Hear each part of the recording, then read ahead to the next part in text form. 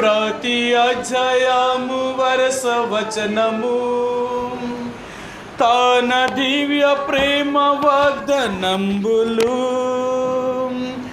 గ్రంథ వాగ్దానంబులన్నీ నావి గ్రంథ వాగ్దానంబులన్నీ నావి ప్రతి అధ్యాయము వరస వచనము తన దివ్య ప్రేమ గ్రంథ వాగ్దానంబులన్నీ నావి. ఈ రాత్రికాల సమయంలో మన యొక్క వాక్య భాగంలోనికి వెళ్దామండి. అపోస్తలుల కార్యములు 6వ అధ్యాయము. ఈ రాత్రికాల సమయంలో మన యొక్క వాక్య భాగంలోనికి వెళ్దామండి. అపోస్తలుల కార్యములు 6వ అధ్యాయము 5వ వచనాన్ని 6వ వచనాన్ని ఈ 2 వచనాలని మనం కలిపి చదువుకుందామండి. అపోస్తలుల కార్యములు 6వ అధ్యాయము 5వ వచనాన్ని 6వ వచనాన్ని మనందరము కలిసి ఒక్క మాటలా చదువుదామండి. మనందరం కలిపి చదువుదాం. ఈ మాట జనసమూహం అంతటికి ఇష్టమైనందున వారు విశ్వాసముతోనూ పరిశుద్ధాత్మతోనూ నిండుకున్న వాడైన స్తెఫను, ఫిలిప్పు, ప్రోకోరు, నికానోరు, తీమోను, పరిమనాసు, యూదుల మత ప్రవిష్టుడును అంత్యొకయ వాడును అగు నికోలాసును అను వారిని ఏర్పరచుకొని వారిని అపోస్తలుల ఎదుట నిలవబెట్టిరి. వీరు ప్రార్థన చేసి వారి మీద చేతులు ఉంచిరి. రాత్రికాల సమయంలో చదవబడిన లేఖన భాగాన్ని దేవుడు దీవించునుగాక. దేవుడి చేత లేక ప్రజల చేత ఎన్నుకోబడిన ఆ 7 మనుషుల్ని కూడా మరి అపోస్తలుల ఎదుట ఎప్పుడైతే వారు తీసుకుని వచ్చారో ఈ 7 మీద కూడా ఈ అపోస్తలుల యొక్క 12 మంది చేతులు ఉంచి వారిని ఆ పని కొరకు నియమించారు. అంటే ఆహారము పంచిపెట్టే పని కొరకు వారిని నియమించారు. కాబట్టి ఈ 7 కూడా మనం జ్ఞాపకం చేసుకుంటూ వస్తున్నాం. ఒక్కొక్కరి పేరుకి ఒక్కొక్క ఆత్మీయమైన అర్థముగా వాళ్ళ పేర్లకు అర్థాలు ఉన్నాయని ఇప్పటికే మనం 4 చూసుకుంటూ వచ్చాం. స్తెఫనును చూసాం, ఫిలిప్పును చూసాం, మరి 3వ వాడైన ప్రోకోరును చూసాం, 4వ వాడైన మరి నికానోరును చూసాం. ఇలాగా మరి బైబిల్ గ్రంథంలో ఈ 4 కూడా మనం చూసాం. ఈరోజు మరి ఈ 5వ వాడైన తీమోను మరి ఈయన కూడా ఆ 7 ఒకటిగా అభిషేకించబడి ఇశ్రాయేలీ ప్రజలకు అంటే లేక ఆనాడు సంఘమునకు వీరు ఆహారము పంచిపెట్టే బాధ్యతను దేవుడు వారికి అపోస్తలుల ద్వారా అప్పగిస్తూ వచ్చారు. ఈ 7 కూడా చాలా నమ్మకమైన వారు. రెండవదిగా ఈ 7 కూడా ఆత్మతోనూ జ్ఞానముతోనూ నిండుకున్నవారు. 3వదిగా మంచి పేరు పొందినవారు. 4వదిగా విశ్వాసము కలిగిన వారు. ఎందుకంటే ఒక పని అప్పగించబడాలి అంటే ఆ పని చేయడానికి కల కొన్ని అర్హతలు అనేవి చాలా ప్రాముఖ్యమైనవి. ఎందుకంటే ఎవరికి పడితే వారికి దేవుని యొక్క మందిరములో బాధ్యతలు అప్పగించడం అనేది అది సరైనది కాదు. దేవుని యొక్క మందిరములో ఏ బాధ్యతైనా అప్పగించబడాలి అంటే వారు చాలా ఆత్మచేత నింపబడిన వారు, దైవ జ్ఞానము కలిగిన వారు, విశ్వాసము కలిగిన వారు, మంచి సాక్ష్యము కలిగిన వారై ఉండాలి. వారి సాక్ష్యము కూడా మంచిదై ఉండాలి. కాబట్టి ఇలాంటి వారికి మాత్రమే ఆ బాధ్యతలను ఆ పనిని వారికి అప్పగించడానికి అపోస్తలులైన వారికి కానీ ఆనాడు దేవుని యొక్క సంఘంలో చేర్చబడిన ప్రజలకు సంఘములో ఉన్న వారందరూ కూడా ఆమోదించిన దాన్ని బట్టి ఈ 7 వారి దగ్గర తీసుకొచ్చారు. ఇప్పుడు 5వ వాడైన తీమోను అంటే ఇతని యొక్క మరి పేరుకి అర్థం ఏంటి అంటే ఇతడు ఘనుడు లేక యోగ్యుడు. ఇతని పేరుకి ఆత్మీయంగా మరొన్న అర్థం ఏంటంటే ఇతడు ఒక గనుడుగా చేయబడినవాడు. గనుడు తీమోను అనగా ఒక గనుడు లేక యోగ్యుడు. కాబట్టి దేవుని యొక్క ప్రజలుగా ఈరోజు మనకి తీమోను జ్ఞాపకం చేసేది ఏంటంటే, మనము ఘనమైన వారిగా చేయబడాలన్నా, యోగ్యులుగా ఎంచబడాలి అన్నా కొన్ని మంచి లక్షణాలు మనం కలిగి ఉండాలి. చాలాసార్లు అనుకుంటాం డబ్బుంటే అదే ఘనత కలుగుతుంది అనుకోవచ్చు. డబ్బున్నంత మాత్రానికి ఘనత కలగదండి. ఒకవేళ ఉన్నతమైన స్థానంలో ఉన్నంత మాత్రానికి యోగ్యుడిగా ఎంచబడడానికి అర్హతలేమీ కావు. అతడు యోగ్యుడు కానీ ఘనమైన వాడిగా చేయబడాలి అంటే అతనికి ఆలోచన ధోరణి మారాలి. రెండవదిగా అతడు చేసే క్రియలు మారాలి. అతని యొక్క జీవితంలో మంచి యందు ఆసక్తి కలిగిన వాడై ఉండాలి. ఎందుకంటే అందరూ అలాంటి ఘనతను లేక అలాంటి యోగ్యుడిగా ఎంచబడాలి అంటే చాలా తక్కువ. బైబిల్ గ్రంథంలో కొన్ని విషయాలు మీకు జ్ఞాపకం చేస్తాను. ఏ రోజు ఎబ్రీయులకు రాసిన పత్రిక 5వ అధ్యాయము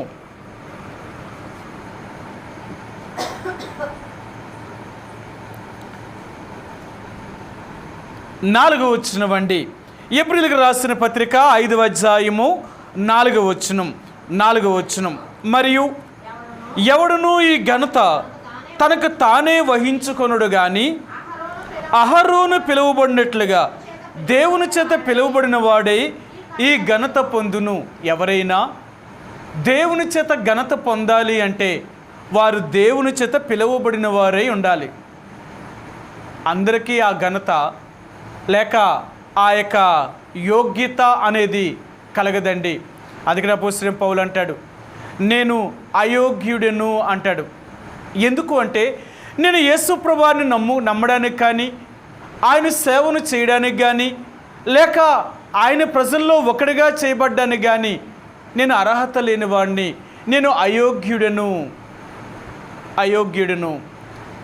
నాకు అలాంటి యోగ్యత లేదు.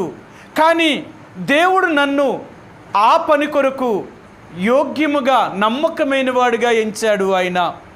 అందుకనే నేను ఈ రోజున ఈ పని చేయగలుగుతున్నాను అంటే, ఆయన్ని ప్రకటించగలుగుతున్నాను అంటే ఆ అర్హత కానీ ఆ యోగ్యత కానీ నాకు కలిగింది అంటే దేవుడు నన్ను ఏర్పరచుకోవడం వల్ల మాత్రమే నాకు కలిగింది. కానీ నా అంతట నేను ఆ పేరుని కలగజేసుకోలేదు. నేటి దినాలలో అనేక మంది ఆ ఘనతను, ఆ పేరుని, ఆ యోగ్యతను తమంతట తాము పొందాలనుకుని ఎంతో ప్రయత్నం చేయగలుగుతున్నారు. ఈ దినాలలో దేవుని యొక్క సంఘములో ఆధిపత్యాన్ని సంపాదించుకోవడం కొరకే లేక అధికారము సంపాదించుకోవడం కొరకే మానవ తెలివితేటలను, మానవ జ్ఞానాన్ని, మానవ సంబంధమైన లోక సంబంధమైన ఆస్తుపాస్తులు కలిగిన వారే దేవుని యొక్క మందిరములో ఇలాంటి ఆధిక్యతను పొందాలని ఎంతోమంది ప్రయత్నం చేస్తున్నారు.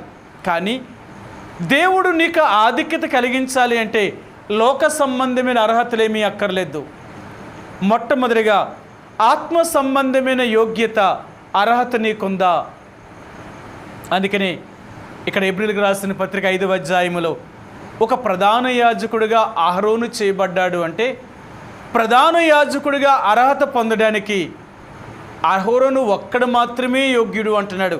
మీ అందరికీ తెలుసు, ఆనాడు ఇశ్రాయేలు ప్రజల్లో సబుకులైన వారు, పెద్దలైన వారు అనేక మంది వారు మోషే దగ్గరికి, అహరోను దగ్గరికి వచ్చి మోషే అహరోనులకు విరోధముగా సనిగి, ఇశ్రాయేలు ప్రజల్లో ప్రతి ఒక్కడూ పరిశుద్ధుడే కాబట్టి మీరు మా మీద అధికారం చేయడం ఏంటి? మేము ఆ గోత్రంలో పుట్టలేదా? మేము ఇశ్రాయేలు జనాంగంలో ఒక గోత్రానికి చెందిన వారం కాదా? మేము వాగ్దాన పుత్రులమే కదా, మరి మీరే ఆ పని ఎందుకు చేయాలా? మేము చేయకూడదా? మేము దానికి యోగ్యులము కాదా అని మోషే అహరోనులకు విరోధముగా పోగైనప్పుడు అప్పుడు దేవుడు ఒక మాట చెప్పాడు, మోషే, నేను అహరోను మాత్రమే నా యాజకత్వం చేయడానికి పిలుచుకున్నాను కానీ ఇంకెవరిని నేను పిలుచుకోలేదు. కాబట్టి ఇప్పుడు వీళ్ళేమంటున్నారు అంటే, ఇశ్రాయేలు ప్రజల్లో ప్రతి ఒక్కడూ పరిశుద్ధుడే అంటున్నారు, ప్రతి ఒక్కడూ నా పని చెయ్యొచ్చు అంటున్నారు కదా. సరే, ఏదో పని చేయి. ఈ 12 గోత్రాల్లో నుంచి 12 మంది పెద్దలను ఏర్పరచుకొని ఆ 12 మంది 12 కర్రలను తీసుకురమ్మను. ఆ కర్రలు ఎలాగుండాలంటే ఎండిపోయిన కర్రలై ఉండాల. ఈ 11 కర్రలతో పాటు అహరోను కర్ర అయిన ఈ అహరోనుకి కూడా ఒక కర్రను తీసుకోమని రమ్మను. ఈ 12 మంది 12 కర్రలు తీసుకొచ్చిన తర్వాత దేవుని యొక్క మందిరములో పరిశుద్ధమైన స్థలంలో వాటిని పెట్టు. ఉదయం లేచేటప్పటికి ఎవరి కర్ర అయితే చిగిరించి పువ్వులు పూసి కాయలు కాస్తుందో వారినే నేను ఏర్పరచుకున్నవాడు. ఒకవేళ ఎవరి కర్ర అయితే అలాగూ చేయలేదో వారిని నేను ఏర్పరచుకోలేదు అన్నప్పుడు ఇశ్రాయేలు ప్రజల్లో 12 మంది కూడా 12 కర్రలు తీసుకొచ్చినప్పుడు ఆ కర్రలు ఎండిపోయిన కర్రలు తీసుకొచ్చినప్పుడు ఉదయం లేచి చూసినప్పుడు ఆ 11 మంది కర్రలు ఏ కర్ర కూడా చిగురించలేదు, పువ్వులు పూయలేదు, కాయలు కాయలేదు. కానీ అహరోను యొక్క చేతి కర్ర మాత్రమే చిగురించింది, పువ్వులు పూసి కాయలు కాసింది. అప్పుడు అన్నాడు, చూడండి, నేను ఏర్పరచుకున్నవాడు ఎవరు అంటే ఇతడే. మీరు ఆ ఘనత పొందడానికి, ఆ అర్హత పొందడానికి మీకు యోగ్యత లేదు. నేను ఎవరినైతే పిలుచుకుంటానో, నేను ఎవరినైతే ఏర్పరచుకుంటానో ఆ ఘనతను వాళ్ళు మాత్రమే పొందుతారు, ఆ యోగ్యతను వారు మాత్రమే అనుభవించగలరు. ఇంకెవరికి ఆ ఘనత రాదు. కాబట్టి ఈ రాత్రికాల సమయంలో ఈ తీమోను మనకు జ్ఞాపకం చేసేదంటే ఘనుడు లేక యోగ్యుడు. ఘనుడుగా చేయబడాలి అంటే చాలా మంచి లక్షణాలు కలిగి ఉండాలి. కొన్ని విషయాలు మీకు జ్ఞాపకం చేస్తాను. బైబిల్ గ్రంథంలో కొంతమందికి మాత్రమే ఈ ఘనుడు అనే పేరు పెట్టాడు ఆయన. ఎంతోమంది డబ్బున్నవారు ఉన్నారు, ఎంతోమంది రాజులు ఉన్నారు, ఎంతోమంది జ్ఞానం కలిగిన వారు ఉన్నారు, వాళ్ళెవరికి ఆ పేరు పెట్టలేదు ఆయన. ఘనుడు అంటే, యోగ్యుడు అంటే ఆ కొన్ని విషయాలలో ఎలాంటి ధోరణి అంటే ఎలాంటి ఆలోచన, ఎలాంటి కార్యములు చేసేవారై ఉండాలి మీ అందరికీ తెలుసు. మొట్టమొదటిగా ఒక మాట మీకు చూపిస్తాను. సమూయేలు రాసిన 2వ గ్రంథము. ఇక్కడ ఇశ్రాయేలు ప్రజల్లో ఘనులైన వారు, ఘనత పొందిన మనుషులు కొంతమంది ఉన్నారండి, కొంతమంది ఉన్నారు. వీరే దావీదు యొక్క సైన్యములో బలమైన యుద్ధశూరులు, పేరుగాంచిన వారు, ఘనులైన వారు అన్నమాట.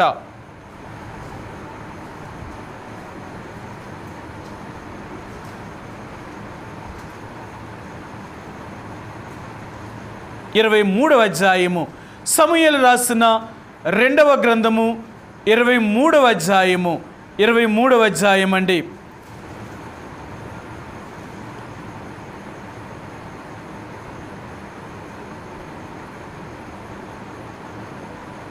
పద్దెనిమిదవ వచనం. షేరియా కుమారుడును యోవాబు సహోదరుడైన అభిషై తన అనుచరులలో ముఖ్యుడు. ఇతడొక యుద్ధములో 300 మందిని హతము చేసి వారి మీద తన ఈటెను ఆడించెను. ఇతడు ఆ 3 పేరు పొందినవాడు. ఇతడు ఆ 30 మందిలో ఘనుడై వారికి అధిపతి ఆయన గాని మొదటి 3 సమానుడు కాకపోయెను. దావీదు దగ్గర యుద్ధశూరులు ఉన్నారు. అందులో 3, ఆ తర్వాత 30 మంది వీళ్ళ యుద్ధశూరులు అన్నమాట. వీరు ఎలాంటి యుద్ధశూరులు అంటే వీరికి యుద్ధము చేయడానికి వెళ్ళారు అంటే యుద్ధములో ఎప్పుడూ ఓడిపోవడం అంటే వీళ్ళకి తెలియదు. వీరు యుద్ధానికి వెళ్ళారు అంటే అసలు ఎప్పుడూ ఓడిపోరన్నమాట. అంత బలమైన యుద్ధశూరులు అన్నమాట వీళ్ళు. అందుకనే దావీదు దగ్గర ఇలాంటి వారిని ఆయన తయారు చేశాడు. ఒకప్పుడు వీళ్ళు ఎలాంటి వారు అంటే చాలా పిరికివారు, చాలా సమస్యలతో ఉన్నవారు, అసలు వీళ్ళకి ధైర్యమే లేదు. అందుకనే దావీదు దగ్గరికి 600 మంది తన దగ్గర సైన్యముగా చేరారు. ఈ 600 మందిలో ఈ 6 లక్షణాలు కలిగిన వారు. సరే, మీకు ఆ మాట చూపిస్తాను. వీరు ఎలాంటి వారు దావీదు దగ్గరికి వచ్చారో మీకు చూపిస్తాను. మొదటి సమూయేలు రాసిన గ్రంథము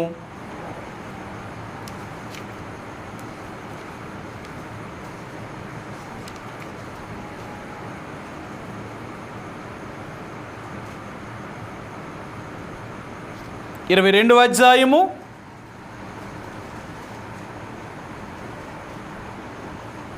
రెండవ వచనం అండి, రెండవ వచనం.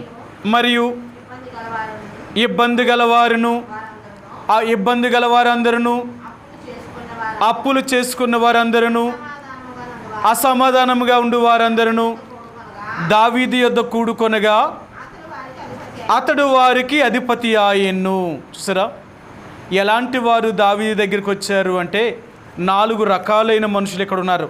1 ఇబ్బందుల్లో ఉన్నవారు, 2 అప్పులు చేసుకున్నవారు, 3 అసమాధానంగా ఉన్నవారు అతని యొద్దకు రాగా అతడు వారికి రాజాయెను.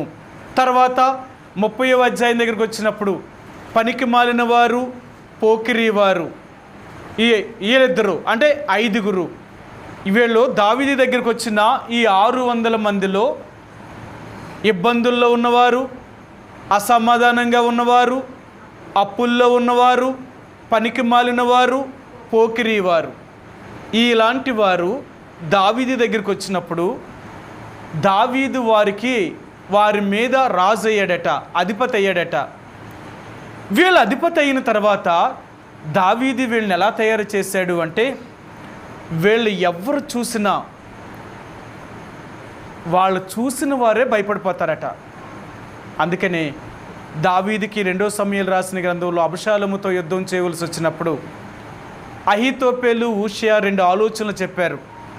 అహీతోపేలు చెప్పాడు, నీ తండ్రి మీదకి ఈ రాత్రి వెళ్ళి యుద్ధం చేస్తే, నీ తండ్రి మీద పడితే నీ తండ్రితో ఉన్న వాళ్ళందరూ కూడా చెదిరిపోతారు. రెండవదిగా నీ తండ్రి కూడా పారిపోతాడు, ఆ సమయంలో నీ తండ్రిని తరిమి చంపేయచ్చు. కాబట్టి మనం ఇప్పుడు 10,000 మంది మనుషుల్ని వెంట పెట్టుకుని వెళ్తే నీ తండ్రి దగ్గర ఉన్నది చాలా తక్కువ మంది కాబట్టి మనం చంపేయచ్చు అన్నారు.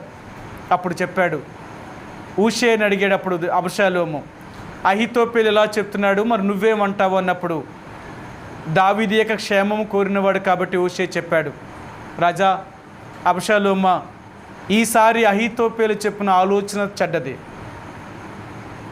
ఎందుకంటే నీ తండ్రి రాజ్యాన్ని పోగొట్టుకొని నీ మీద చాలా కోపంతో ఉన్నాడు. అంటే పిల్లలు పోగొట్టుకున్న ఎలుగుబంటి వలె ఉన్నాడు నీ తండ్రి. నీ తండ్రిని కానీ నువ్వు తరిమేవా, నీ తండ్రి దగ్గరికి కానీ వెళ్ళేవా, నీ తండ్రి మిమ్మల్ని చూడగానే తనతో ఉన్నవారు కానీ చీల్చి చంపేస్తారు. వాళ్ళ దగ్గర ఎవరు ఆగలేరు. కారణం ఏంటో తెలుసా? ఇప్పటికే వాళ్ళ గుండెలు మంటతో ఉన్నారు, చెదిరిపోయి ఉన్నారేమో, అన్నీ పోగొట్టుకుని ఉన్నారేమో, వాళ్ళ ప్రాణాలు సైతం కూడా లెక్క చేయరు. అంతేకాదు నీ తండ్రి ఎలాంటి వాడు అంటే చిన్నప్పటి నుంచి కూడా యుద్ధాభ్యాసము కలిగిన వాడు. యుద్ధము ఎలా చేయాలో నీ తండ్రికి తెలుసు. అంతేకాదు నీ తండ్రితో ఉన్న వాళ్ళందరూ కూడా చాలా బలము కలిగిన వారు. ఎలాంటి వారు అంటే సింహపు గుండె కలిగిన వారు సైతము వారిని చూడగానే భయపడిపోతారు. నీ తండ్రి దగ్గర ఎంత బలమైన గుండె కలిగిన వారైనా, ఎంత ధైర్యవంతులైనా నీ తండ్రిని జయించడం అనేది చాలా తేలికైన మాట కాదు. ఓ పంచే, నీ తండ్రిని చంపాలి అంటే ఒక ఆలోచన చెప్తాను. ఏంటి అంటే ఇశ్రాయేలు సైన్యం అంతా, ప్రజలందరూ నీ వైపే ఉన్నారు, నీ తండ్రి దగ్గర ఎవరూ లేరు, చాలా తక్కువ మంది ఉన్నారు. నీ తండ్రికి నేను యుద్ధానికి వస్తున్నాను, నువ్వు యుద్ధానికి రా అని చెప్పు, నీ తండ్రి యుద్ధానికి వస్తాడు. నీతో ఉన్న సైన్యము లెక్కకు ఇసుక రేణుల వలె ఉంది. నీ తండ్రి దగ్గర ఉన్న సైన్యం చాలా తక్కువ మంది కాబట్టి నీ తండ్రిని సునాయాసంగా చంపేయచ్చు. వాళ్ళు ఎంత యుద్ధం చేసినా, ఎన్ని వేల మందిని చంపేసినా నీ దగ్గర లక్షల మంది సైన్యం ఉన్నారు కాబట్టి ఒకేసారి వాళ్ళు చుట్టుముట్టి వాళ్ళు చంపేయచ్చు. కాబట్టి ఎలాగ యుద్ధం చేయమన్నాడు. అప్పుడు చెప్పాడు, అబషాలోము చెప్పాడు, అహీతోపేలా, ఈసారి నువ్వు చెప్పిన ఆలోచన కంటే ఊషియా చెప్పిన ఆలోచనే మంచిది, అలాగే చేద్దాము, ధైర్యంగానే యుద్ధం చేద్దాము, ఎందుకు దొంగచోటకి వెళ్ళాలి, ఇంతమంది సైన్యం ఉందిగా అన్నారు. సరే వెళ్ళారు, కానీ యుద్ధంలో మాత్రము దావీదు సైన్యమే నెగ్గారు. అబషాలోము సైన్యం అంతా కూడా చనిపోయారు. ఆఖరికి అబషాలోము కూడా చచ్చిపోయాడు.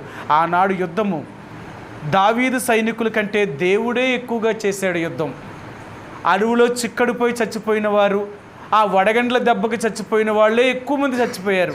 అంటే నేను ఎందుకు చెప్తున్నాను అంటే ఈ 600 మంది ఎంత ధైర్యవంతులు అంటే సింహపు గుండె కలిగిన వారు సైతము కూడా వీళ్ళు చూస్తే భయపడిపోతారు. అంతా ఒక్కొక్క యుద్ధములో ఈ సమూయేలు రాసిన 2వ గ్రంథం 23వ అధ్యాయంలోనే దావీదు చాలా దప్పుకొని ఉన్నాడు. నడిచి వెళ్ళిపోతున్నాడేమో. ఈ నడిచినప్పుడు దప్పుకొని ఉన్నప్పుడు వారికి ఓ మాట చెప్పాడు. తన దగ్గర ఉన్న వాళ్ళకి చెప్పాడు, నేను బాగా దప్పుకొని ఉన్నాను. బెత్లెహేము గవని దగ్గరికి వెళ్ళి, ఆ నూతి దగ్గరికి వెళ్ళి ఎవరైతే నాకు నీళ్లు తెచ్చిస్తారో వాళ్ళని నేను ముఖ్యులుగా చేస్తాను అని వాళ్ళు చెప్పినప్పుడు ఆ బెత్లెహేము చుట్టూ కూడా ఫిలిష్తీయ సైన్యము చుట్టుముట్టేసింది. అసలు లక్షల కొలది సైన్యం అక్కడ ఉంది. ఇప్పుడు ఏం చేయగలరు? కానీ వీళ్ళ ముగ్గురు, దావీదు దగ్గర ఉన్న 30 మంది కంటే ఇంకొక ముగ్గురు ఉన్నారు. వీళ్ళ ముగ్గురు చాలా ధైర్యవంతులు. భయం అంటే వీళ్ళకి తెలియదు అనమాట. భయం అంటే వీళ్ళకి తెలియదు. వీళ్ళు అన్నారు, మేము వెళ్ళి తీసుకొస్తాము అన్నారు. ఆ నూతు చుట్టూ కూడా కొన్ని సైన్యము, ఫిలిష్తీయుల సైన్యం అంతా చుట్టుముట్టిన వాళ్ళని ఛేదించుకొని పోయి వీళ్ళ ముగ్గురు ఆ నూతి నీళ్లు చేదుకొని దావీదు దగ్గర తీసుకొచ్చారు. అప్పుడు అన్నాడు దావీదు, ప్రాణమునకు తెగించి నీళ్లు తెచ్చిన వారి యొక్క ఈ నీళ్లు నేను త్రాగితే వాళ్ళ రక్తాన్ని నేను త్రాగినట్టే, నాకొద్దు అన్నాడు. చూడండి, వారు ఎంతటి బలమైన సైనికులు అంటే, యుద్ధంలోకి వెళ్ళారు అంటే ఓడిపోవడం అంటే వీళ్ళకి తెలియదు. ఎందుకు అంటే అంత పరాక్రమశాలులు వేరు. అందుకనే ఆ 30 మంది కంటే వీళ్ళ ముగ్గురు చాలా గనులైన వారు, ఘనత కలిగిన వారు, పేరుగాంచిన వారు. ఎలాంటి యుద్ధములోనైనా సరే వీళ్ళు ఓడిపోయినవారు. అందుకనే వీళ్ళ గురించి ఆయన చెప్పినప్పుడు అంటాడు, ఆ ముగ్గురు కంటే వీళ్ళు తక్కువే, ఆ ముగ్గురు కంటే వీళ్ళు తక్కువే, ఆ ముగ్గురు కంటే వీళ్ళందరూ తక్కువే అని చెప్తూ ఉంటాడు. బెనాయా గురించి కానీ, అభిషేక్ గురించి కానీ, వీళ్ళ గురించి చెప్పినప్పుడు, సైన్యాధిపతిని యోవాబు గురించి చెప్పినప్పుడు కానీ ఎవరో కూడా వాళ్ళ ముగ్గురికి చాటు కాదట.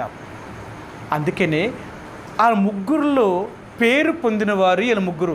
సైన్యం అంతట్లో వీరు పేరు పొందారు, గనులుగా ఎంచబడ్డారట. అంటే ఘనత కలగాలి అంటే, ఒక పనికి యోగ్యుడిగా చేయబడాలి అంటే సామాన్యులైన వారిని ఎవరిని కూడా ఆ ఘనతకు పొందడానికి పాత్రులు కారు.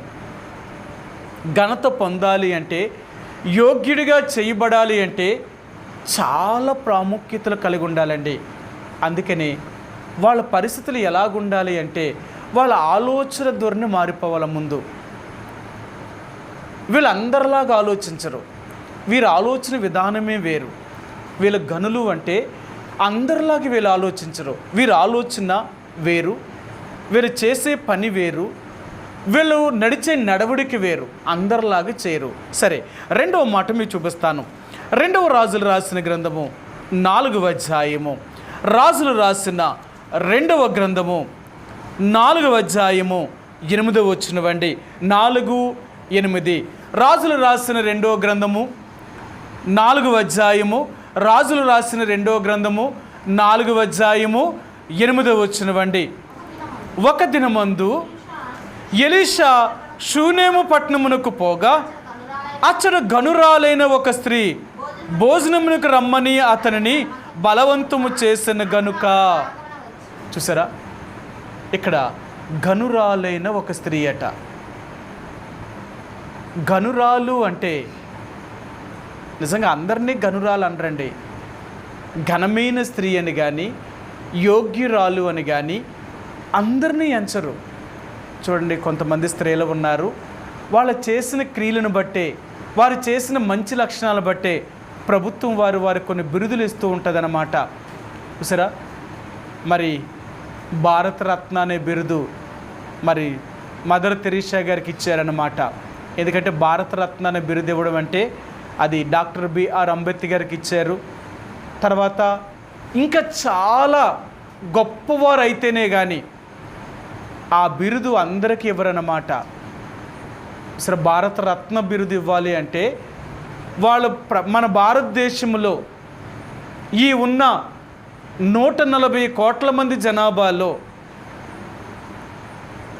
ఆ పేరు, ఆ ఘనత పొందడానికి ఎవరో ఒకరు, ఇద్దరు, ముగ్గురు ఎంచబడతారన్నమాట.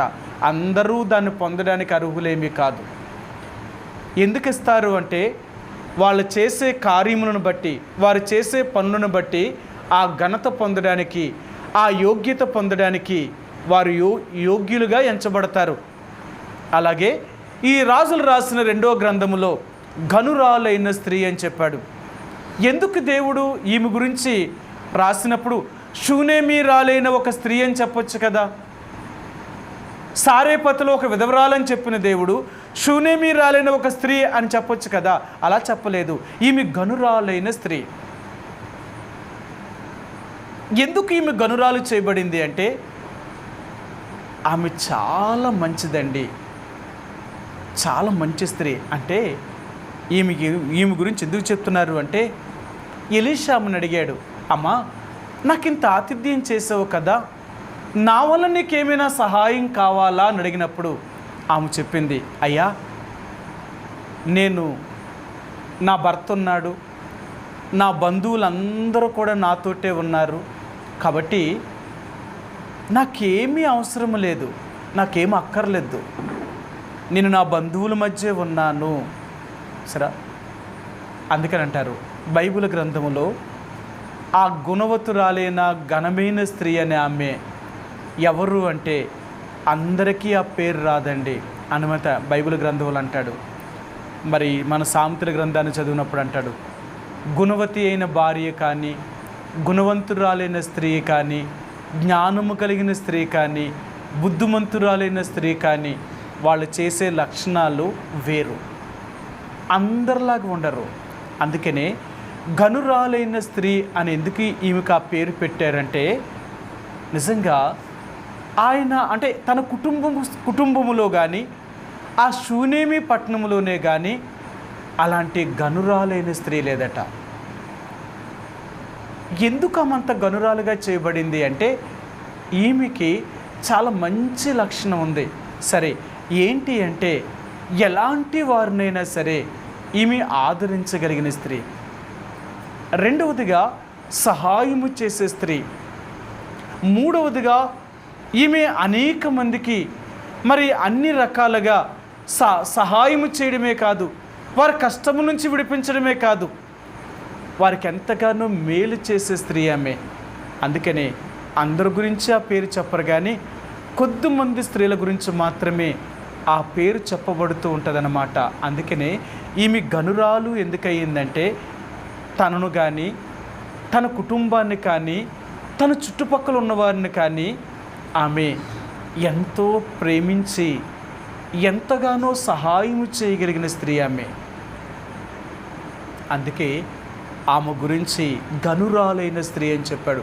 ఏ విషయంలో ఘనురాలు అంటే ఏదో డబ్బుంటే ఘనురాలు అయిపోరు, ఆస్తుంటే ఘనురాలు అయిపోదు, మంచి స్థాయి ఉంటే ఘనురాలు అయిపోదు. మరి ఎలా ఘనురాలు అవుతారో తెలుసా? వారి స్వభావం బట్టి ఘనురాలు ఎంచబడతారు. నీ మనసు మంచిదైతే, నువ్వు చేసే మంచి పనులను బట్టే నువ్వు ఘనమైన స్త్రీగా లేదా ఘనమైన వ్యక్తిగా నువ్వు చేయబడతావే తప్ప నీ మనసు మంచిది కాకుండా నీకెన్నున్నప్పటికీ కూడా వీటి వల్ల నీకేమీ ఘనత కలగదు. అందుకని అంటాడు, ఘనత నిమిత్తమే సిద్ధపరచబడిన పాత్రలు. బైబిల్ గ్రంథంలో కొంతమందిని దేవుడు ఘనత నిమిత్తమే ఉపయోగించేట కొన్ని పాత్రల్ని. కొన్ని ఘనహీనమైన పాత్రలు ఉన్నాయి, కొన్ని ఘనమైన పాత్రలు ఉన్నాయి. ఘనముగా వాడుకునే పాత్రలు ఇవందరికీ ఉపయోగపడిన పాత్రలు. ఘనహీనమైన పాత్రలు ఇవెవరికి ఉపయోగపడిన పాత్రలు కాదు. కాబట్టి ఈ రాత్రికాల సమయంలో ఈ తీమోను అనగా ఘనుడు లేక యోగ్యుడు. ఈరోజు నీకు నాకు కూడా ఆయన జ్ఞాపకం చేసేది ఏంటంటే, నువ్వు ఘనమైన వ్యక్తిగా చేయబడాలి అంటే నీ ఆలోచన ధోరణి, నీ తలంపులు మారాలా. అప్పుడే మనం ఘనమైన వారుగా చేయబడతామండి. ఎక్కడికి వెళ్ళినా నీ గురించి ఒక మంచి సాక్ష్యం ఇవ్వబడుతూ ఉంటుందన్నమాట. నువ్వు ఎక్కడికి వెళ్ళినా నీ గురించి ఎవరు చెప్పినా ఇలాంటి మంచి మాటలు చెప్తారు. ఆయన లేక ఆమె అందరిలాంటి వారు కారు, చాలా మంచివారు, ఎందుకంటే మనం వెళ్ళే ప్రతి చోట మనకంటే ముందుగా మన గురించి సాక్ష్యము వెళ్తూ ఉంటుందన్నమాట. అందుకనే యేసుప్రభువారు ఎక్కడికి వెళ్ళినా ఆయన కంటే ముందు ఆయన కీర్తి ప్రకటించబడుతుంది. చూసారా, ఆయన కీర్తి ఆ దేశమందంతటా ప్రకటించబడిందంట. సరే, మీకు ఆ మాట చూపిస్తాను. మార్కు సువార్త. యేసుప్రభువారు ఈ భూమి మీద ఉన్నప్పుడు ఆయన కొన్ని చోట్లకు వెళ్తున్నప్పుడు ఆయన గురించి ఎలాగ చెప్పబడ్డాయో కొన్ని మాటలు మీకు చూపిస్తాను.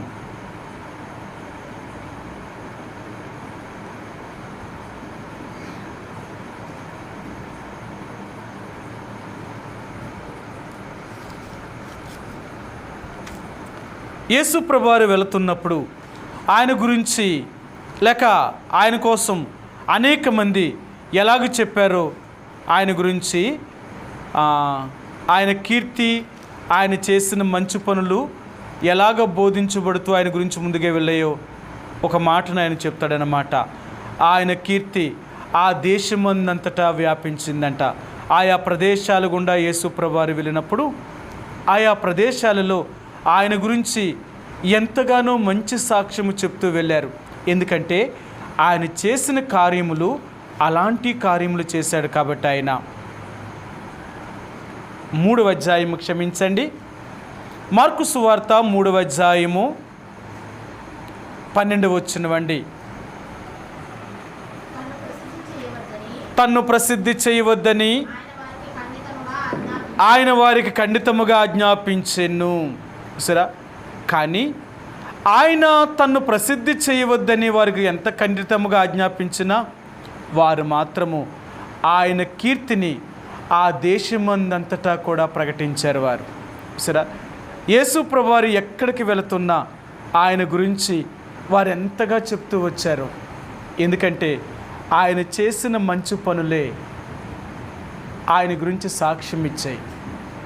అందుకనే ఈ ఘనురాలైన స్త్రీ, ఎందుకు ఈమె గురించి దేవుడు ఘనురాలు అని చెప్పాడు అంటే, ఈమె ఆలోచన అందరిలాగా ఆలోచించలేదు ఈ స్త్రీ. మీ అందరికీ చూడండి, ఈ రాజులు రాసిన 2వ గ్రంథం 4వ అధ్యాయంలో దైవజనుడైన ఎలీషా ఆ షూనేమి పట్టణంలోనికి రాగా ఈ ఘనురాలైన ఈ స్త్రీ ఎలీషాను తన ఇంటికి భోజనానికి ఆహ్వానం చేసింది. ఆయనేంటి, ఆమె ఏంటి, ఆయన్ని ఆమె భోజనాన్ని పిలవడం ఏంటి? ఇంతకుముందు ఆమెకి కానీ ఆయనకి కానీ పరిచయం ఉన్నట్టు రాయలేదు. లేదు, ఆయన ఒక ప్రవక్త, అది తెలుసుకుంది.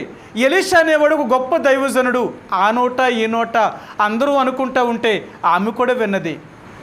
సరే, ఆ దైవజనుడు షూనేమి పట్టణానికి వస్తూ వెళ్ళిపోతున్నాడు తెలుసుకుంది. తెలుసుకున్న తర్వాత ఆ దైవజనుడు మన ఊరు వచ్చి వెళ్తున్నాడు అంటున్నారు, ఎవరైనా ఆయన ఇంటికి పిలిచి భోజనం పెడుతున్నారా? చూడండి ఎలాగ ఆలోచించిందో. అలాంటి దైవజనుడికి, అంత గొప్ప దైవజనుడు మన ఊరు వస్తున్నాడు అంటే ఆయన్ని ఎవరు పిలిచి ఆయనకు భోజనం పెట్టారు? పెడుతున్నారా లేదా? సరే, ఆమె అనుకుంది, ఎవరు పెట్టినా పెట్టకపోయినా నేను మాత్రం ఆ దైవజనుడు నా ఇంటికి భోజనాన్ని పిలుస్తాను అనుకుంది. చెప్పింది, దైవజనుడా, నువ్వు ఈ షూనేమి పట్టణం వచ్చినప్పుడల్లా, అది ఎప్పుడైనా కానీ, అది పగలే కానీ రాత్రే కానీ, నువ్వు ఎప్పుడు వచ్చినా మా ఇంట్లోనే నువ్వు భోజనం చేసి వెళ్ళాలా, మా ఇంట్లో నువ్వు భోజనం చేయాలని చెప్పింది. ఆ దైవజనుడు ఆమెకి ఇంకేమీ చెప్పలేదు. ఎందుకంటే ఆమె అతన్ని ఆహ్వానం చేసింది. ఎవరు అతన్ని పిలిచినట్టు బైబిల్లో ఇంకెక్కడ చెప్పలేదు, ఎవరు ఆయనకు ఆహారం పెట్టినట్టు ఎక్కడ చెప్పబడలేదు. కానీ ఈమె ఆయనకి పెట్టినట్లుగా చెప్పబడింది కాబట్టి ఆమె గురించి ఆమె ఆ మాట అనగానే ఆయన కూడా వెంటనే సరేనమ్మా అని ఒప్పుకున్నాడు. సరే, కొన్ని రోజులైన తర్వాత తన భర్తతో చెప్పింది, అయ్యా, మన ఇంటికి వచ్చుచూ పోవచ్చున్న దైవజనుడు అందరిలాంటి దైవజనుడు కాదు, ఈయన చాలా భక్తి కలిగిన దైవజనుడు. చూడండి, ఈ స్త్రీ ఆమెలో ఏం చూసింది అంటే నిజమైన భక్తిని చూసింది, అందరిలాంటి దైవజనులు కాదు. చూసారా, ఆ స్త్రీ తన భర్తతో ఏం చెప్పిందో మీరు చూడండి. ఆ మాట ఖచ్చితంగా చెప్పింది ఆమె. అంటే ఈ దైవజనుడిని ఆ స్త్రీ ఎంత పరిశీలన చేసిందో చూడండి. ఆమె 9వ వచనం, 4వ అధ్యాయము సమూయేలు 2వ రాజులు రాసిన గ్రంథము రాజులు రాసిన 2వ గ్రంథము 4వ అధ్యాయము 9వ వచనమండి. కాగా ఆమె తన పెనిమిటిని చూచి, మన యొద్దకు వచ్చుచూ పోవుచున్నవాడు భక్తిగల దైవజనుడని నేను ఎరుగుదును. ఆమె చెప్తుంది, అయ్యా మన ఇంటికి వచ్చుచూ పోవుచున్న దైవజనుడు అందరిలాంటి దైవజనుడు కాదు. ఎంతోమంది దైవజనులు వచ్చారు, వచ్చి వెళ్ళిపోతున్నారు, అందరం చూసాం. కానీ ఈ దైవజనుడు అలాంటి వాడు కాదు. ఈయన చాలా భక్తి కలిగిన వాడు. ఆమె ఏం చూసిందంటారు? ఆమెని చూడండి. అందుకనే బైబిల్ గ్రంథంలో ఆమెను దేవుడు ఒక గనురాలుగా ఎంచాడు. ఆమెని అందరినీ ఆ మాట అనలేదు. గనురాలు అనే పేరు బైబిల్ గ్రంథంలో ఎవరికీ ఆ పేరు పెట్టబడలేదు. చాలా తక్కువ అన్నమాట. ఎవరైనా ఎంచబడ్డారు అంటే చాలా తక్కువ. అందులో ఇక 2వ ఆమె గురించి మనం చూస్తే మరియ గురించి చెప్తాడు. అమ్మ, స్త్రీలలో నేను ఆశీర్వదించబడిన దానవు, అందుకనే దేవుడు నిన్నెన్నుకున్నాడు, నీ గర్భములో నుంచి దేవుడు రావాలనుకున్నాడు. ఎంతో కొన్ని లక్షల కోట్ల మంది స్త్రీలు ఉన్నప్పుడు మరియనే దేవుడు ఎందుకు ఎన్నుకోవాలి? మరీ కడుపులో నుంచి యేసుప్రభు ఎందుకు రావాలనుకున్నాడు? ఇంకెవరూ లేరా? ఆమె కంటే ముందు, యేసుప్రభు వారి కంటే ముందు యోహాను జన్మించాడు. యోహాను ఎలిజబెత్ కడుపులో జన్మించినప్పుడు ఆ యేసుప్రభువారే ఆ ఎలిజబెత్ కడుపులో జన్మించవచ్చు కదా. ఎలిజబెత్తు ఏమి సామాన్యురాలైన స్త్రీ కాదు, చాలా మంచి స్త్రీ. సరే, ఈమె గురించి కూడా ఒక సాక్ష్యం మీకు ఇస్తాను. ఈమె ఎలాంటి మంచి స్త్రీ అని చెప్పాడో బైబిల్ గ్రంథంలో. లూకా సువార్త 1వ అధ్యాయము. ఎలిజబెత్ కూడా ఆమె చాలా గొప్ప స్త్రీ అన్నమాట. అందరిలాంటి స్త్రీ కాదు ఎలిజబెత్ కూడా. లూకా సువార్త 1వ అధ్యాయము 6వ వచనమండి. 6వ వచనం. లూకా సువార్త 1వ అధ్యాయము 6వ వచనం. 1-6. వీరిద్దరూ ప్రభు యొక్క సకలమైన ఆజ్ఞల చెప్పునను న్యాయ విధుల చెప్పునను నిరపరాధులుగా నడుచుకొనుచు దేవుని దృష్టికి నీతిమంతులై ఉండిరి. చూసారా, జకరియా ఎలిజబెత్ల గురించి దేవుడు ఎలా చెప్తున్నాడు, ఎంత మంచి సాక్ష్యం ఇస్తున్నాడో చూడండి.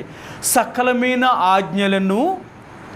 ఆజ్ఞల చెప్పునను న్యాయ విధులు చెప్పునని వీరు నిరపరాధులట. అంటే దేవుని యొక్క ఆజ్ఞల విషయంలో కానీ, దేవుని యొక్క న్యాయ విధానములో కానీ వీళ్ళు ఎప్పుడు కూడా నిరపరాధులు, దోషులు కారు, నిర్దోషులు. వీళ్ళు ఎప్పుడు తప్పు చేసిన వారు కాదట. అంతేకాదు, వీళ్ళ గురించి దేవుడిచ్చే సాక్ష్యం అంటే వీరి నీతిమంతులు. బా, ఎంత సాక్ష్యం ఇచ్చాడండి. ఎలిజబెత్ గురించి, జకరియా గురించి దేవుడే వారి గురించి సాక్ష్యం ఇచ్చాడు. మరి ఆ ఎలిజబెత్ కడుపులో యేసుప్రభువు పుట్టొచ్చు కదా. యోహాను మరియ కడుపులో పుట్టించి ఎలిజబెత్ కడుపులో మరి యేసుప్రభువు పుట్టొచ్చు కదా. మరియనే ఎందుకు అనుకున్నాడు ఆయన? నిజంగా చూడండి, ఆమె అప్పటికే వృద్ధాప్యలో ఉంది, పిల్లలు లేని ఆమె. మరి ఆమెను గర్భంలో నుంచి పుట్టొచ్చు కదా. ఒకవేళ లేఖనాల ప్రకారం ఒక కన్యక గర్భాన్ని పుట్టాలి. సరే, మరి ఒక్కరితే కన్యక? ఆ రోజుల్లో పెళ్లి కాని కన్యకలు ఎంతోమంది ఉన్నారు ఇశ్రాయేలు ప్రజల్లోనే. మరి వారిలో ఎందుకు దేవుడు జన్మించలేదు? మరీనే ఎందుకు అనుకున్నాడు ఆయన? ఆమెలో ఎలాంటి మంచి లక్షణాలు చూశాడు. అందుకంటాడు, దయాప్రాప్తురాలా, నువ్వు దేవుని కృప పొందిన దానవు. దేవుని కృప పొందాలి అంటే ఇది అందరికీ దేవుడిచ్చే యోగ్యత కాదు. బైబిల్ గ్రంథములో దేవుని కృప పొందినవారు చాలా తక్కువ. అందరికీ దేవుడు ఆ కృప అనుగ్రహించలేదు. అందుకని బైబిల్ గ్రంథంలో అంటాడు, నేను దావీదునకు చూపిన కృపను మీకును నేను చూపిస్తాను. దావీదుకు మాత్రమే దేవుడు కృప చూపించాడట. అలాంటి శాశ్వతమైన కృపను చూపిస్తాను అంటున్నాడు ఆయన. కాబట్టి ఈ రాత్రికాల సమయంలో ఈ గనురాలైన స్త్రీ చూడండి, ఆమె ఆలోచన మొదట ఎలాగుందో తెలుసా? ఆ దైవజనుడికి ఆతిథ్యము చేసింది. ఆతిథ్యము చేయడమే కాదు, తన ఇంటికి వచ్చుచూ పోవచ్చున్న దైవజనుడు, భక్తి కలిగిన దైవజనుడు. ఆమె గుర్తించింది. ఏం చూసిందంటారు ఆమె?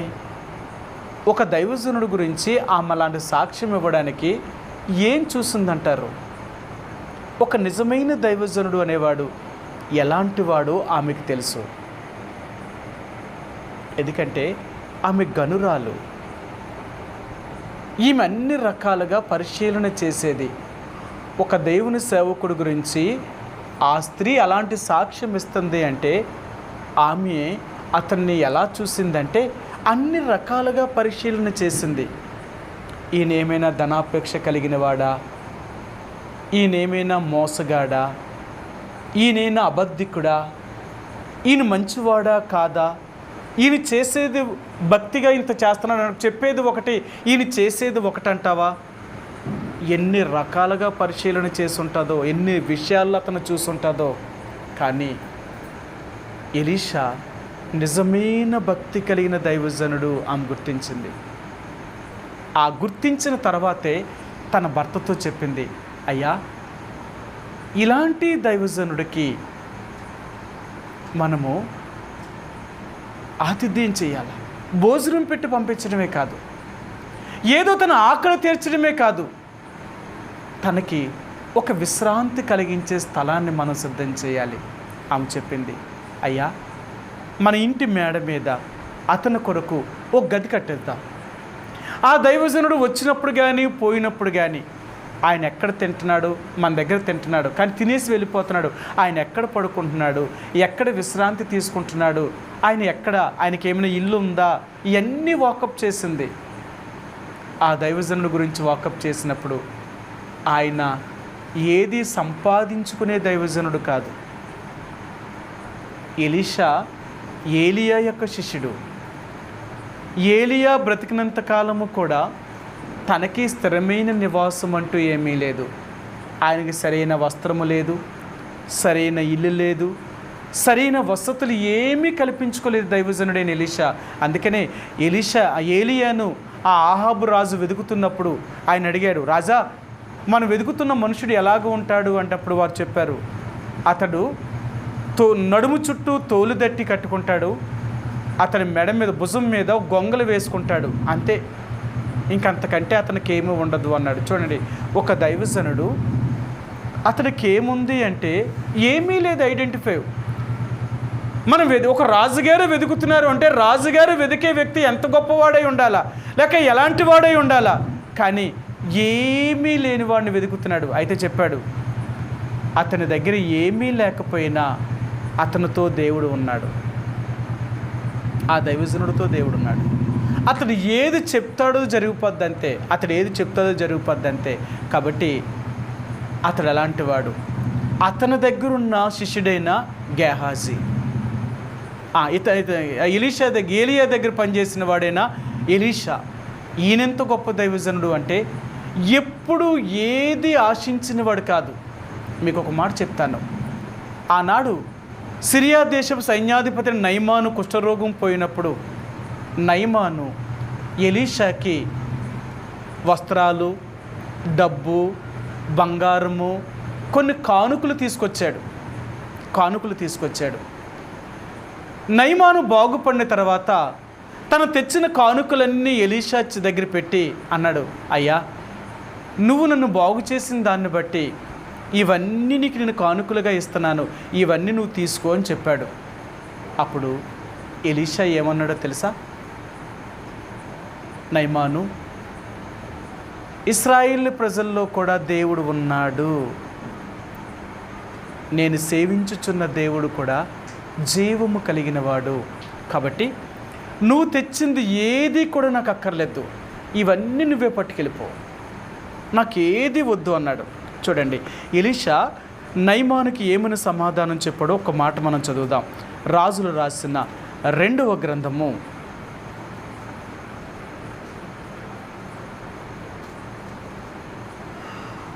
5వ అధ్యాయము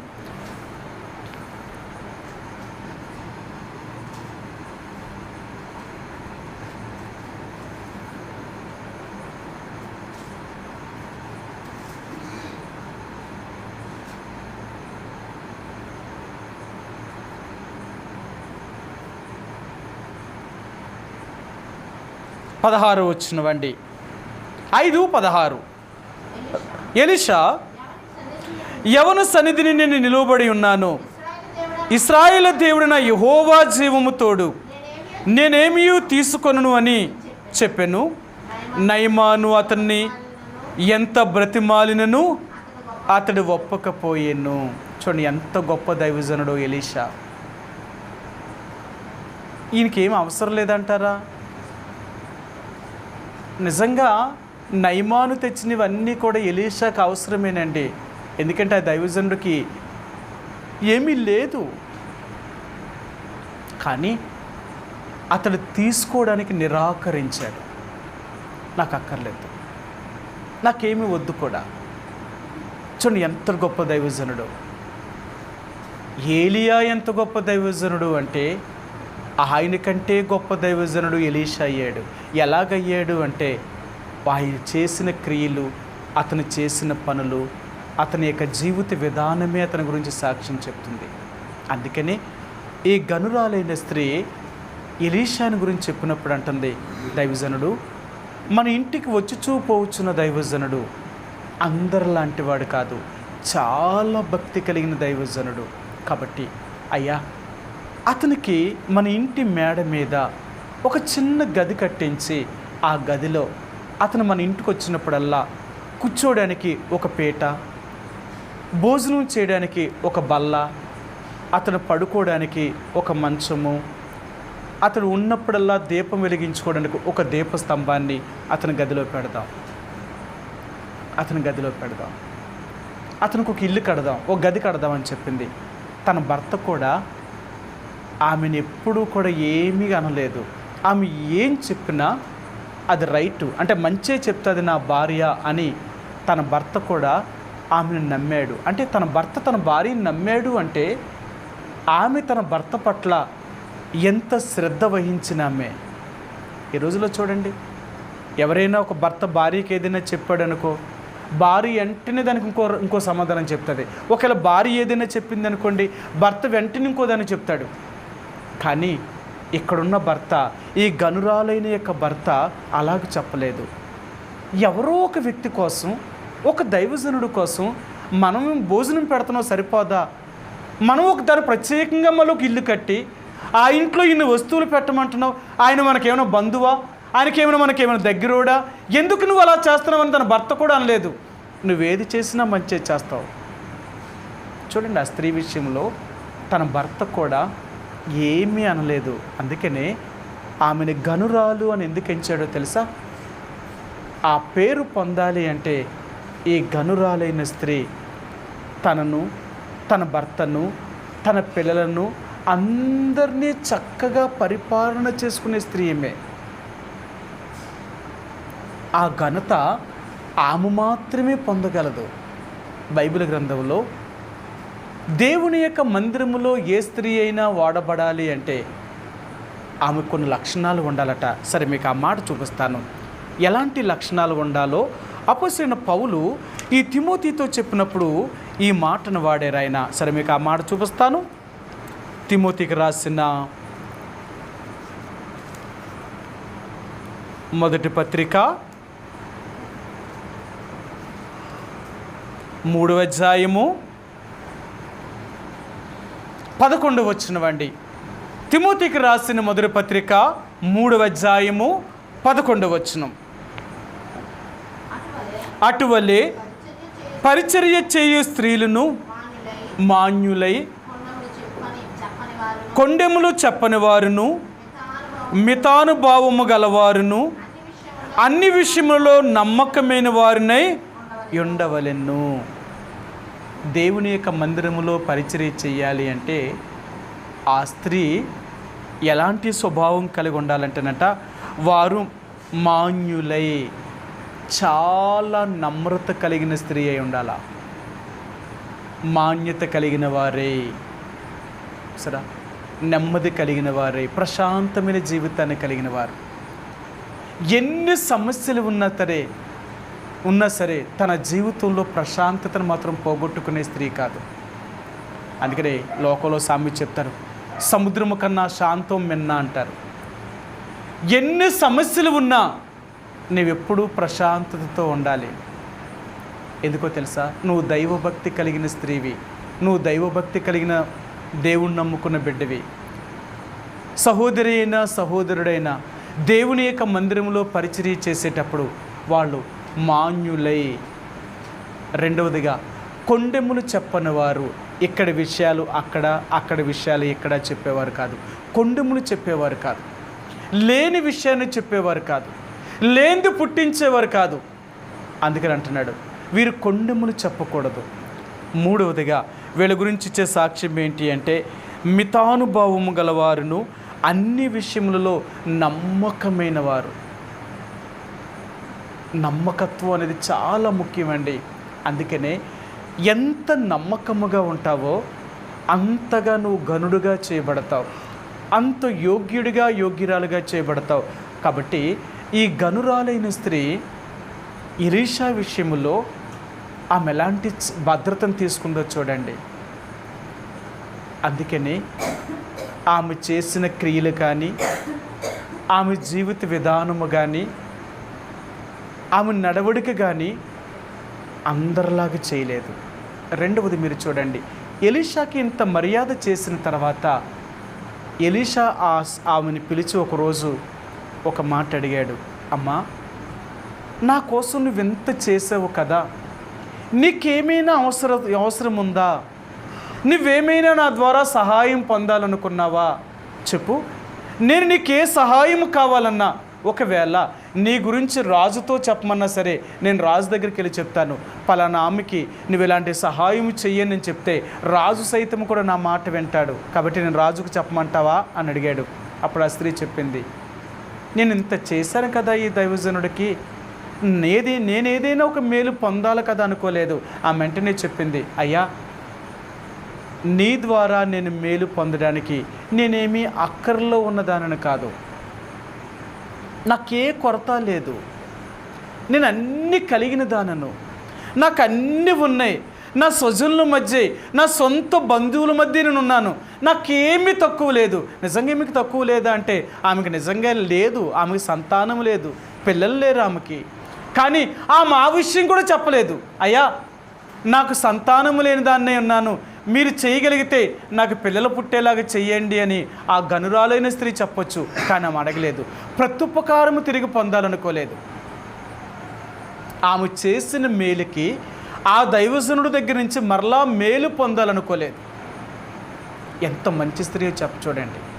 అందుకే ఆమెను గనురాలు, యోగ్యురాలు అని అన్నారు అంటే అంత సామాన్యమేమీ కాదు. మనం ఏదైనా చేసాము అంటే దానికి ప్రతిగా మేలు పొందాలనుకునేవారు, ప్రతిఫలం పొందాలనుకునేవారు. కానీ ఆ స్త్రీ అలాంటిది కాదు. ఆమె ఏది పొందాలనుకోలేదు. అప్పుడు ఎలీషా అడిగాడు తన దగ్గర ఉన్న గేహాజీని, గేహాజీ, నిజంగా ఈమెకి ఏమీ కొరత లేదంటావా? ఎందుకు మనకింత ఆతిథ్యం చేస్తుంది అని అన్నప్పుడు గేహాజీ చెప్పాడు, అయ్యా, ఆమెకి ఒక కొరత ఉంది, ఆమెకి పిల్లలు లేరు.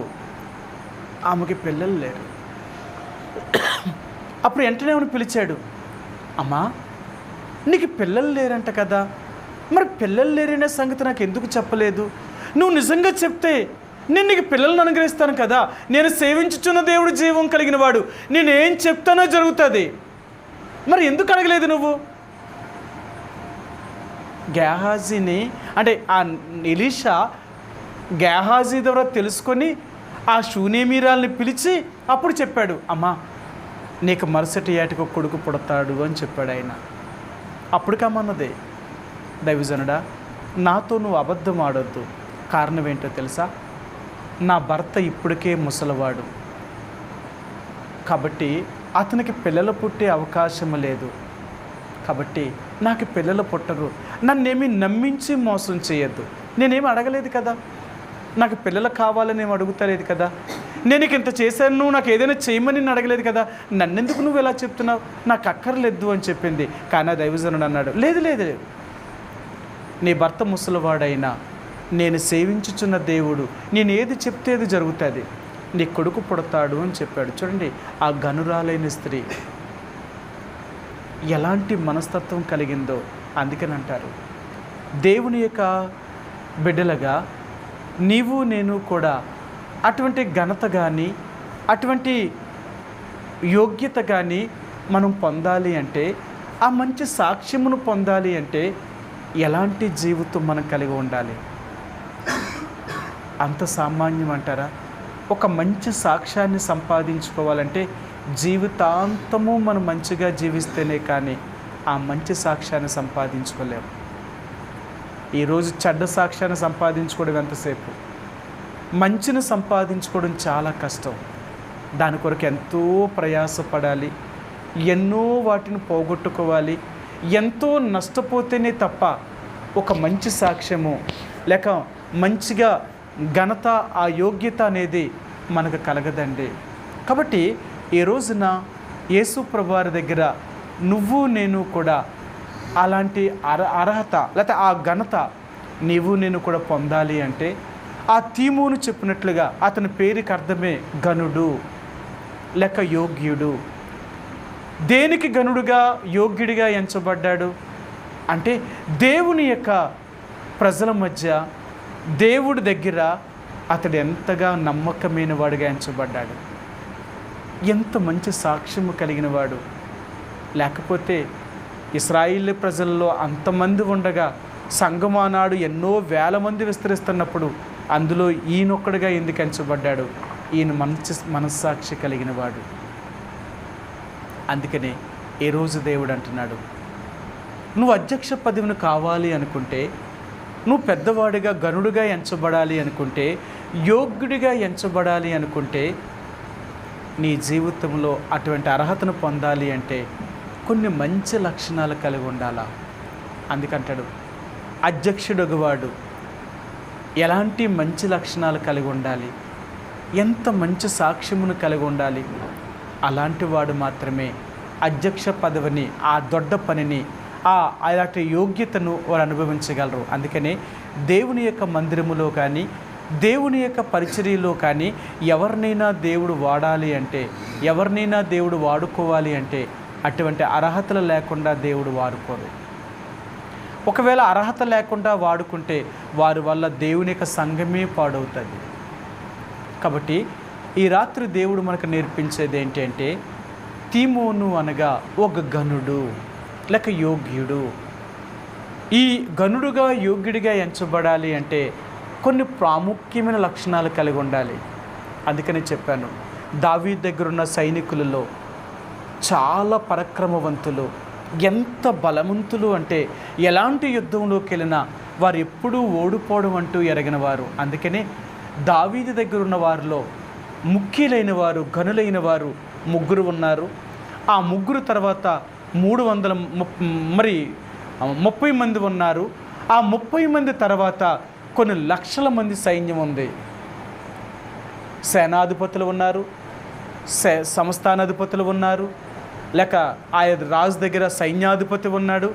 కానీ వీళ్ళందరికీ మించిన వారు వాళ్ళు. అందుకనే వీళ్ళెప్పుడు కూడా రాజు దగ్గరే ఉండేవారు, రాజుతోటే ఉండేవారు. ఎందుకంటే రాజుకి అంత సంరక్షణ కలిగించేవారు. వీళ్ళ 3 కానీ ఈ 30 మంది కానీ అంత బలవంతులు. కాబట్టి అందుకనే వారు ఇశ్రాయేలు సైన్యములోనే పేరు పొందినవారు, గనులుగా ఎంచబడ్డారు. రెండవదిగా ఈ గనురాలైన స్త్రీ, ఎంతోమంది శూన్యమి పట్టణంలో స్త్రీలు ఉన్నా వాళ్ళెవరి గురించి దేవుడు అలా చెప్పలేదు, ఈ స్త్రీ గురించి మాత్రమే చెప్పాడు. ఎందుకంటే ఆమె ఆలోచన ధోరణే వేరు, ఆమె అందరిలాగా ఆలోచించే స్త్రీ కాదు. రెండవదిగా ఆ స్త్రీకి ఎన్నో ప్రాముఖ్యమైన ప్రఖ్యాతి అంటే మరి అనేక రకాలైన ప్రాముఖ్యమైన ప్రత్యేకత కలిగిన స్త్రీ. అందరిలాంటి స్త్రీ కాదు, కొన్ని ప్రత్యేకతలు ఉన్నాయి. ఆమె అన్ని రకాలుగా పరిశీలన చేసేది. అందుకనే ఎలీషా గురించి చెప్పింది, తన భర్తతో చెప్పినప్పుడు, అయ్యా మన ఇంటికి వచ్చి పోవచ్చున్న దైవజనుడు భక్తి కలిగిన దైవజనుడు, అందరిలాంటి వాడు కాదు. నేను చూశాను ఆ దైవజనుడిని, నేను పరీక్ష చేశాను, అంత గొప్ప దైవజనుడు. చూడండి, రెండవదిగా ఆమె మంచి లక్షణం కలిగిన స్త్రీ. అంటే ఆమె ఎలాంటిది అంటే, ఆమె ధర్మకార్యములు చేయడంలో కానీ, సహాయము చేసే విషయంలో కానీ ఆమె అందరికంటే ముందుండేది. అందుకనే ఆమె గురించి సాక్ష్యం ఏంటి అంటే, ఇలాంటి మంచి లక్షణాలు కలిగిన వాళ్ళని బైబిల్ గ్రంథంలో కొద్ది మంది గురించి మాత్రమే ఆ మాటలు చెప్పాడు. ఆమె ఎంత గనురాలైన స్త్రీ. ఎందుకు ఇంత గనురాలుగా చేయబడిందంటే డబ్బుంటే రాలేదు, ఆస్తుంటే రాలేదు, భర్త ఉంటే రాలేదు, బంధువుల మధ్య ఉంటే రాలేదు. ఆమె చేసిన క్రియలను బట్టి ఆ పేరు సంపాదించుకుంది. అందుకని అంటాడు, నీ క్రియలే నిన్ను గురించి సాక్ష్యం చెప్తాయి. మనం చేసే క్రియలే మనం ఘనమైన వారమా యోగ్యమైన వారమా అనేది ఎలాగ చెప్పబడతాయంటే మనం చేసే క్రియలు మంచివి అనుకోండి, మనం ఘనమైన వారిగా చేయబడతాం, యోగ్యులుగా చేయబడతాం. ఎక్కడికి వెళ్ళినా నీకు ఒక ప్రాముఖ్యమైన స్థానం అనేది దొరుకుతుంది అన్నమాట. కారణం ఏంటంటే నువ్వు ఎక్కడికి వెళ్ళినా సరే, ఎంతమంది మధ్యలో ఉన్నా సరే, నిన్ను అందరూ ఒక ప్రాముఖ్యమైన వ్యక్తిగా ఎంచుతారు. ఎందుకో తెలుసా?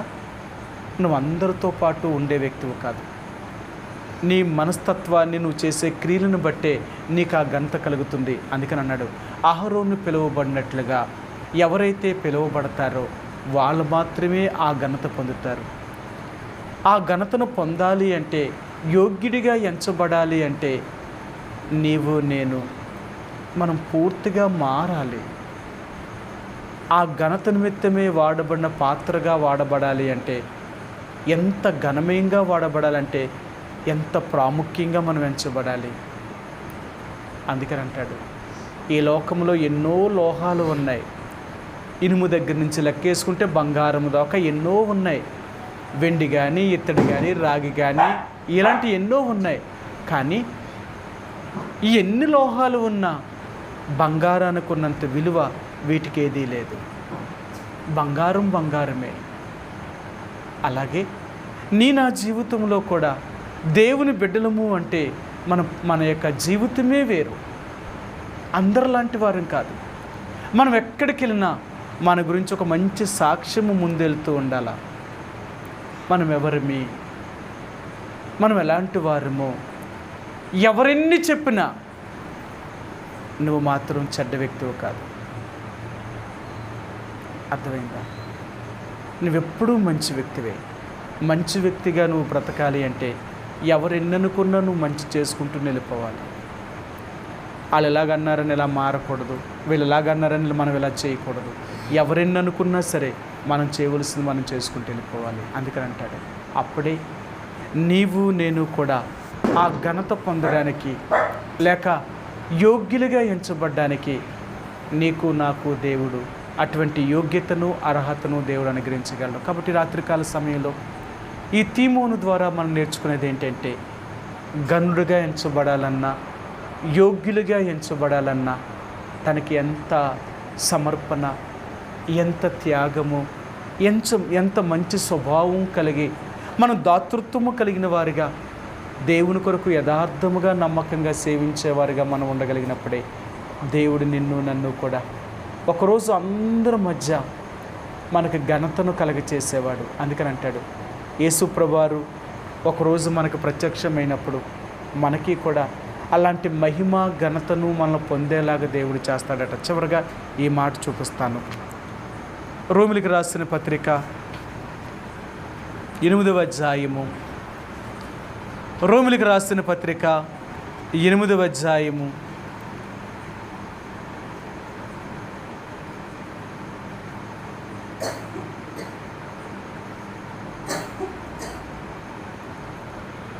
'అపోస్తలుడైన పౌలు అంటాడు, యేసుక్రీస్తు ప్రత్యక్షమైనప్పుడు మీకు మెప్పును మహిమయు ఘనతయు కలగడానికి ఇవే కారణము అంటాడు ఆయన. సరే, మీకు ఆ మాట చూపిస్తాను.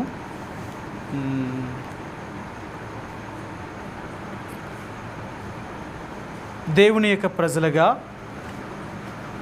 యేసు ప్రభు యొక్క బిడ్డలుగా ఉంటున్న నీవు నిన్ను కూడా మనకి మెప్పు మహిమ ఘనత కలగడానికి ఏవి కారణమో ఆయన కొన్ని మాటలు జ్ఞాపకం చేస్తాడు. ఆయన మీకు ఆ మాట చూపిస్తాను.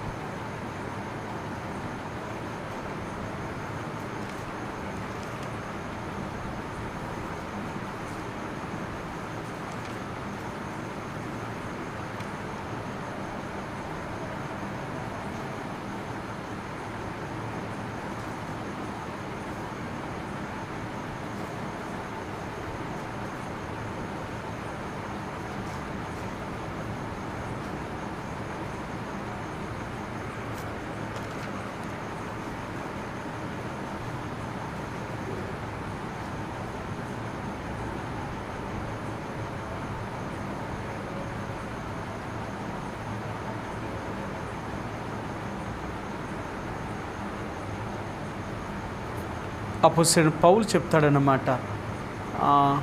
యేసు ప్రభువారు ప్రత్యక్షత యందు మీరు ఎప్పుడైతే దేవునికి ఇలాగ జీవిస్తారో అప్పుడు మీకు మరి ఇటువంటి మెప్పు ఘనత కలగడానికి కారణమవుతాయి అనే విషయాన్ని ఈయన చెప్తాడన్నమాట.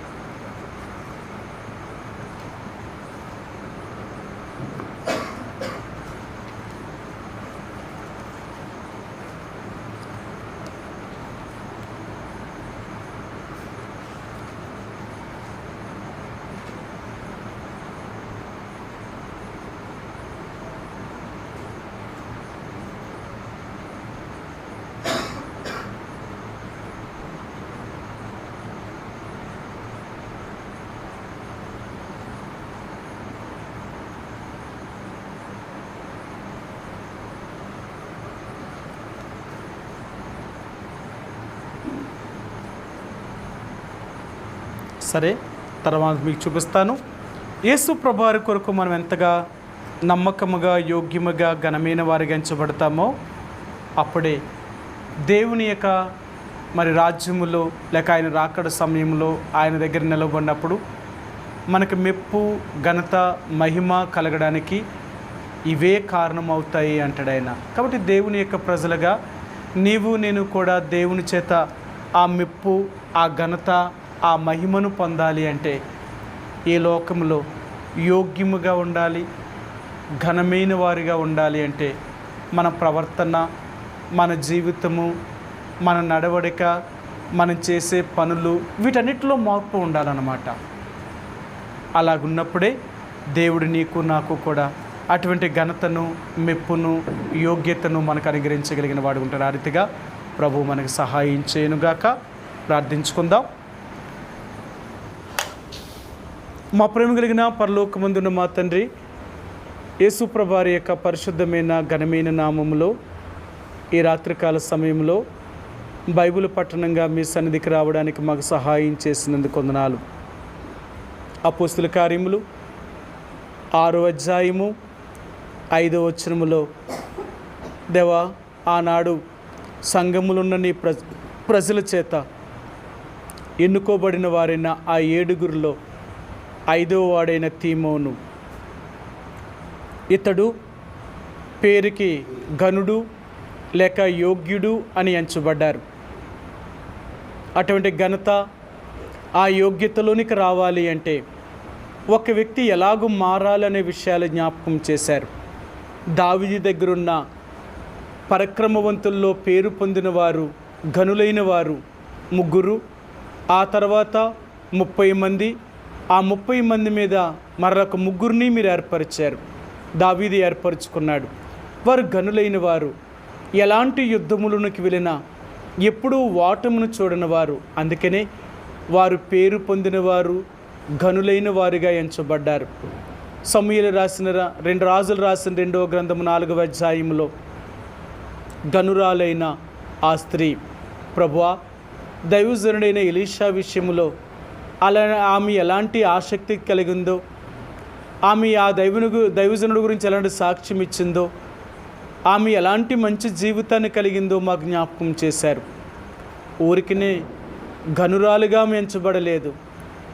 ఆమె ఎన్ని పరిస్థితుల్లో తండ్రి ఎలాంటి అక్కరలో ఉన్నప్పటికీ కూడా ఇతరుల యొక్క సహాయాన్ని కోరలేని స్త్రీ. అంతేకాదు ఎప్పుడూ కూడా తన కొరతను బయటికి చూపించలేని స్త్రీ, అనేక మందికి సహాయము చేసిన స్త్రీ. అలాగే దైవజనుడైన ఎలీషాకు కూడా సహాయము చేయగలిగింది. అలాంటి మంచి మనసు ఉండడం బట్టే ఆమెను ఒక గనురాలుగా మీరు నీ గ్రంథములో ఆమెను రాశారు. ప్రభువా, ఎంత మంచి దేవుడివి. ఘనత నిమిత్తమే వాడబడాలి అంటే, మేము ఘనమైన పాత్రలుగా వాడబడాలి అంటే, యజమానుడి యొక్క చేతిలో అర్హమైన పాత్రలుగా మేము ఉండాలి అంటే, ఘనత నిమిత్తమైన పాత్రగా మేము ఉండాలి. ప్రభువా, మేము యోగ్యమైన ప్రవర్తన, యోగ్యమైన జీవితాన్ని, యోగ్యమైన నడవడిక మేము కలిగిన వారమైతేనే కానీ అటువంటి ఘనత నిమిత్తముగా వాడబడలేని వారము. తండ్రి, రక్షించబడ్డాం, నీ బిడ్డలుగా చేయబడిన వారము. మేమందరము కూడా అటువంటి ఘనత నిమిత్తమైన వాడబడే పాత్రలుగా మమ్మల్ని సిద్ధపరచండి. మాలో స్వార్థము అనేది కానీ, మాలో శరీర సంబంధమైన స్వభావం కలిగిన వారుగా కానీ వండుకున్నట్లుగా మమ్మల్ని పూర్తిగా మీ ఆత్మ స్వాధీనంలో తీసుకునండి. ప్రభా, మేము ఎక్కడికి వెళ్ళినా మాకంటే ముందుగా మా సాక్ష్యము ముందు వెళ్ళాలి. ప్రభా, ఎక్కడైనా సరే మేము నీ ప్రజలుగా మంచి మనస్సాక్షిని కలిగిన వారిమై మేము జీవించేవారుగా నన్ను మమ్మల్ని సిద్ధపరచండి, సహాయాన్ని దయచేయండి. ఈ రాత్రికాల సమయంలో నీ ఇంటికి వచ్చిన ప్రతి బిడ్డను బట్టి వందనాలు. వారిని, వారి కుటుంబాలని ఆశీర్వదించండి, దీవించండి, వారిని మీరే బలపరచండి. ఈ దినం రాలేకపోయిన వారికి మరొక తరుణాన్ని దయచేయండి. వచ్చిన వారందరినీ మీరే ఆత్మీయంగాను శారీరకంగాను బలపరచండి. బలహీనులు ఉన్న వారిని జ్ఞాపకం చేసుకుంటున్నాం. మీ దాసుడి పేటనను, అలాగే సోనరవ్వ గారిని, సలోమి గారిని, కృపారావుని, తన కుమారుణ్ణి, అన్నమ్మ గారిని, లాజర్ గారిని, విక్టర్ పాలు బ్రదర్ని, అలాగే ప్రభా సోదరి సత్యవతి గారిని, అలాగే సోదరి శాంతమ్మ గారిని, ఇంకా బలహీనంగా అనారోగ్యంతో ఉన్న వారిని మీరే సంపూర్ణమైన స్వస్థతను, ఆరోగ్యాన్ని అనుగ్రహించి వారిని ముట్టమని మీ చేతులకు అప్పగించుకుంటున్నాను. అలాగే తండ్రి, అనారోగ్యంతో ఆయా మరి ఆర్థికమైన ఇబ్బందులతో బాధపడుతున్న వారిని కూడా కనికరించండి.